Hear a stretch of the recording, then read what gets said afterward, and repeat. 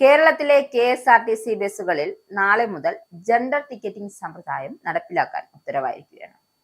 ഇനി മുതൽ കണ്ടക്ടർമാർ ടിക്കറ്റ് നൽകുമ്പോൾ യാത്രക്കാരൻ പുരുഷനാണോ സ്ത്രീയാണോ എന്ന് ഇലക്ട്രോണിക് ടിക്കറ്റ് മെഷീനിൽ രേഖപ്പെടുത്തണം.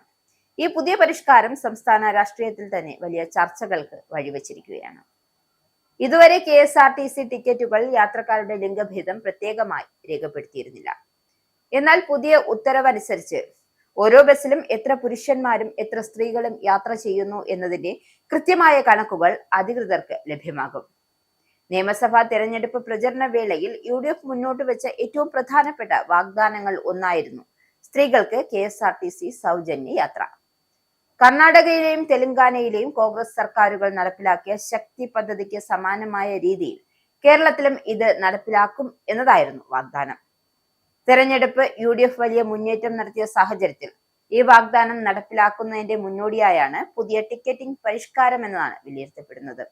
എത്ര സ്ത്രീകൾ പ്രതിദിനം യാത്ര ചെയ്യുന്നുണ്ട് എന്നും അതിലൂടെ സർക്കാരിന് എത്ര സാമ്പത്തിക ബാധ്യത വരുമെന്നും കണക്കാക്കാനാണ് ഈ വിവരങ്ങൾ അത്യാവശ്യമാണ്.